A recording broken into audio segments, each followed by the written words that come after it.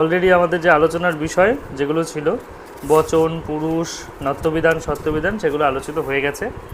আজকে আমাদের যে বিষয় সেটা হচ্ছে উদ্দেশ্য এবং বিদেহ। এই সম্পর্কে একটা ধারণা আমাদের অত্যন্ত আবশ্যক থাকা প্রয়োজন। তা প্রথমেই লেখা আছে, দেখুন যে প্রত্যেক বাক্যেই প্রধানত দুটি করে অংশ থাকে। একটা হচ্ছে উদ্দেশ্য এবং অপরটিকে বলা হয় বিধেয়। এটা আমরা সবাই পড়েছি, সাবজেক্ট অ্যান্ড প্রেডিকেট, ইংরেজিতে অনেকে পড়েছি বা সবাই পড়েছি। বলছে বাক্যে যাকে উদ্দেশ্য বা লক্ষ্য করে কিছু বলা হয়, অর্থাৎ যার সম্বন্ধে বাক্যে কিছু বলা হয় তাকে সাধারণভাবে উদ্দেশ্য বলা হয়, একদম সোজা কথা। এবং বাক্যে উদ্দেশ্য সম্বন্ধে যা বলা হয়, উদ্দেশ্য সম্বন্ধে যা বলা হয় তাকে বলা হচ্ছে বিধেয়। ঠিক তেমনটা এখানেও আছে। যেমন যদি বলেন বালকাহা বদতি, রামা খাদতি, যা কিছু বলছে রাম যে খাচ্ছে, খাওয়াটা হচ্ছে বিধেয়, আর রাম হচ্ছে আমার উদ্দেশ্য। ঠিক তেমন করে এখানে যত বাক্য আছে আমাদের সমস্ত কিছু মনে রাখতে হবে যে উদ্দেশ্য এবং বিধেয় থাকবে। তাই বলছে যে এখানে বালক সম্বন্ধে বলা হচ্ছে, বালক হচ্ছে উদ্দেশ্য, আর বিধেয় হচ্ছে বদতি, যেহেতু বলা ক্রিয়ার যে কর্তা তাকেই বলছি আমরা উদ্দেশ্য। তাই বলছে বিশেষণাদি দ্বারা উদ্দেশ্য ও বিধেয় অংশ পরিবর্তিত করে বাক্যকে বড় করা যায়। এই যে বিশেষণ, এবং এখানে আমি নানা রকম বিশেষণ যুক্ত করতে পারি, গুণ বিশেষণ সাথে সর্বনাম ব্যবহার করতে পারি, আরও অনেক কিছু ব্যবহার করতে পারি, যেগুলো ব্যবহার থাকে এবং বাক্যটা আরও বড় হবে। এখন যদি বলি যেমন সুন্দরহা বালকহা সদা সত্যং বদতি, দেখুন ওই যে বালকহা বদতি কথাটি ছিল, ওখানে বালকের বিশেষণ দিয়ে দিলাম কি সুন্দরহা বালকা। এইবার বলছে বদতি, বদতি মানে কি বলে, সত্য কথা বলে। এবার সত্য কথাটা কখন বলে, সব সময় বলে, বলছে সদা সত্যং বদতি। তাহলে বাক্যটা আমার কী হয়ে গেল, সুন্দরহা বালকহা সদা সত্যং বদতি, সুন্দর বালকটি সব সময় সত্যি কথা বলে। পরিষ্কার হয়ে গেল। এখানে উদ্দেশ্য অংশ সুন্দরহা বালকহা এবং বিধেয় অংশ সদা সত্যং বদতি। অর্থাৎ এই যে সদা সত্যং বদতি হচ্ছে, অর্থাৎ এই যে বিশেষণ হচ্ছে, যে সর্বনাম হচ্ছে, যা কিছু প্রয়োগ আমরা করছি, উদ্দেশ্য অংশ হলো তো মূলত সুন্দরহা বালকা, এটা হচ্ছে উদ্দেশ্য। বিধেয় অংশ হচ্ছে সদা সত্যং বদতি, হয়ে গেল। এবার যে বাক্যের উদ্দেশ্য অংশে থাকে কর্তা এবং তার বিশেষণাদি। তাহলে বাক্যের উদ্দেশ্যে কে কে থাকছে, একমাত্র কর্তা থাকছে এবং তার বিশেষণ, কর্তার বিশেষণ থাকবে। তারপরে কি বলছে, এই অংশে এই অংশে থাকে বিশেষ্য এবং সর্বনাম পদ বা কর্তারূপে সর্বনাম পদ থাকতে পারে এবং সাথে কে বিশেষ্য থাকছে। তারপরে বলছে তার এবং তাদের যে বিশেষণাদি সেটাও থাকতে পারে, অর্থাৎ সেই বিষয়গুলো কিন্তু এখানে পরিষ্কার করে বলা হচ্ছে। তারপর বলছে কি বাক্যের উদ্দেশ্য হয়ে গেল। এবার হচ্ছে বাক্যের বিধেয় অংশে কে থাকে, বলছে বিধেয় অংশে থাকে, শুনতে পাচ্ছ না কেন,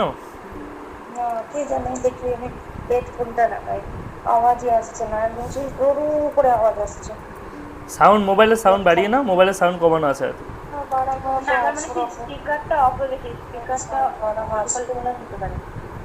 আমার স্পিকার না স্যার আপনার না, মানে ওনাকে বলছি, আমারই হচ্ছে মনে হয়, অন্যদের তো অসুবিধা হচ্ছে না। ঠিক আছে, দেখছি আমি লাউড স্পিকার অন করি, এইটা হেডফোন লাগাই তাহলে শুনতে পাবো। তারপর কি বলছে, বিধেয় অংশ থেকে ক্রিয়াপদ। কিছু বলছে নাকি সঙ্গীতা, কিছু বললো নাকি?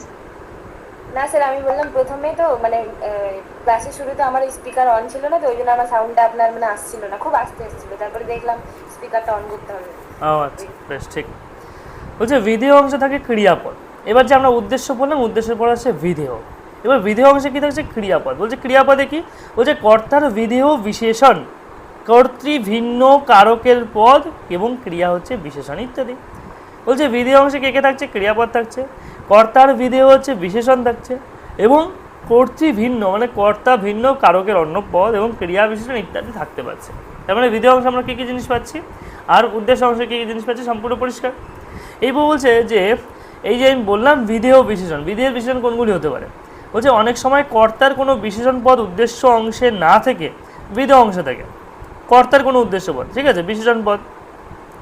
যেমন ধরুন বিধেয় অংশে এই বিশেষণ পদ কর্তার লিঙ্গ, বিভক্তি এবং বচন অনুসারে করে, ঠিক আছে, এই ধরনের বিশেষণকে বলা হয় বিধেয় বিশেষণ। যেমন কি বলছে অয়ং বালকহা সুশীলাহা, এই যে কথাটি বললাম, দেখুন অয়ং বালক, অয়ং মানে এই, বালকহা বালকটি, সুশীল মানে শান্ত।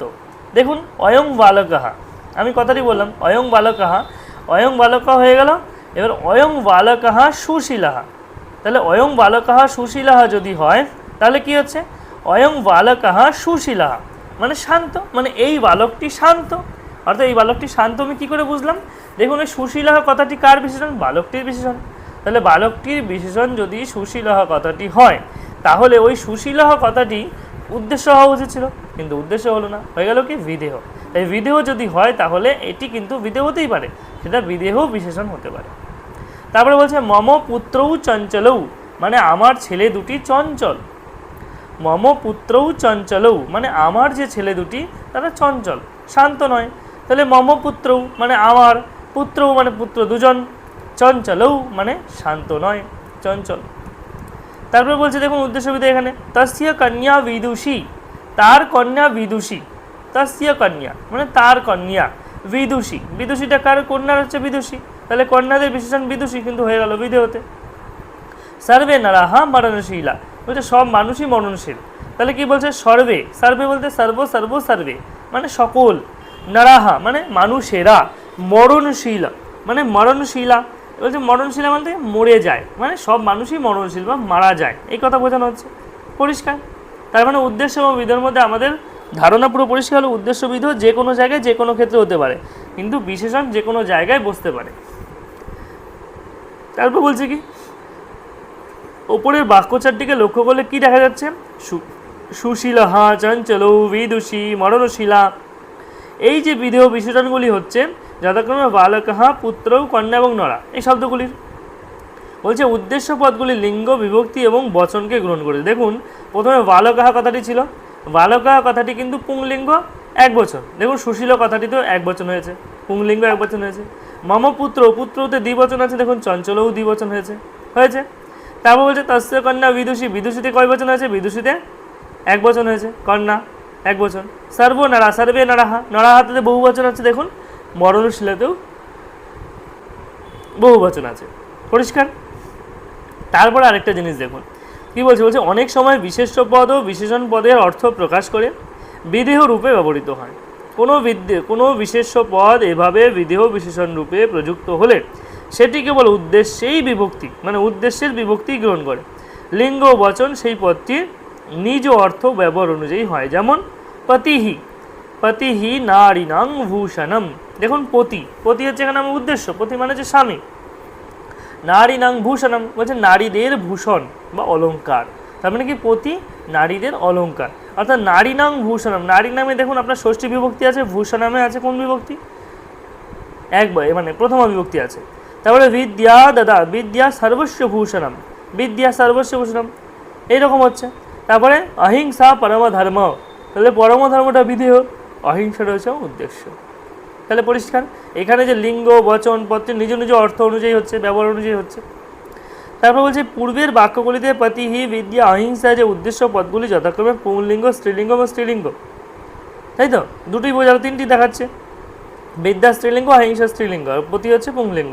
বলছে এদের বিদেহ বিশেষণ, বিদেহ যে বিশেষণটা রয়েছে ভূষণাং ভূষণাম এবং ধর্ম, দেখুন পদগুলি যথাক্রমে ক্লীবলিঙ্গ ক্লীবলিঙ্গ এবং পুংলিঙ্গ হয়েছে, কিন্তু কি করে হলো, অহিংসা তো স্ত্রীলিঙ্গ, তার সাথে ধর্মটা পরম ধর্ম, সেটা কি করে ওর লিঙ্গ হলো, সেটাই কিন্তু আমাদের বোঝার বিষয়। অর্থাৎ এখানে যে কোনো ক্ষেত্রে যে কোনো লিঙ্গ হতে পারে, তার একটাই কারণ কি, এগুলো হচ্ছে প্রথমে উল্লেখ করে দিল কি, যে অনেক সময় বিশেষ্য পদ এবং বিশেষণ পদের অর্থ প্রকাশ করে বিদেহ রূপে ব্যবহৃত হয়, ঠিক আছে, বিশেষ্য পদ ও বিশেষণ পদের অর্থ প্রকাশ করে, এই জন্য কিন্তু এগুলো হচ্ছে, ঠিক আছে, সেই কারণটাই হচ্ছে এখানে নিয়ে এলো, পরিষ্কার। তারপরে দেখুন আরেকটা বিষয় বলছে, বলছে অজহর লিঙ্গ বিশেষণ। অজহর লিঙ্গ বিশেষণটা কি জিনিস, অজহর লিঙ্গ বিশেষণটা হচ্ছে বলছে কতগুলি শব্দ আছে যেগুলি বিদেহ বিশেষণ রূপে প্রযুক্ত হয়ে থাকে এবং কোনো অবস্থাতেই নিজের লিঙ্গ ত্যাগ করে না, এগুলিকে অজহর লিঙ্গ বিশেষণ বলে, পরিষ্কার, অজহর লিঙ্গ বিশেষণ বলে। এইগুলি সাধারণত ক্লীবলিঙ্গ এবং একবচনান্ত হয়, কর্তার বিশেষণ বলে বিভক্তি ও প্রথমা হয়। এরকম কিছু শব্দ হলো প্রমাণ, পদ, নিদান, সারণ, কারণ, মূল, স্থান, আস্পদ, ভাজন, পাত্র ইত্যাদি। যেমন দেখুন নিচে কিছু ব্যবহার দিচ্ছে, বলছে উদ্দেশ্য অমিতাচারহা রোগানাম কারণম, মানে কি অসৎ আচরণ বা সঠিকভাবে নিজেকে না রাখা হচ্ছে রোগের কারণ, ঠিক আছে। তারপরে অবিবেক, বিবেক যার নেই, পরমা পদং পদম তে মম স্নেহ ভাজনম, রাজা প্রজানাম শরণম ইমে দুষ্টাহ বালকাহ বিবাদস্ত কারণম সা এব বিপদহ মূলম। অর্থাৎ এই যে উদ্দেশ্য বিদেহ যে বিষয়টাকে পরিষ্কার করা হলো, এটা কি আপনাদের কাছে সবার কাছে পরিষ্কার হলো? উদ্দেশ্য কোনটাকে বোঝায়, বিদেহ কোনটাকে বোঝায়? উদ্দেশ্য মানে প্রথম পার্টটা যাকে উদ্দেশ্য করে কথা বলা হয়েছে, আর বিদেহ হচ্ছে যাকে উদ্দেশ্য করে কথাগুলি বলা হয়েছে, সেটা হচ্ছে বিদেহ, মানে যার উদ্দেশ্যে কথাগুলি বলা হয়েছে।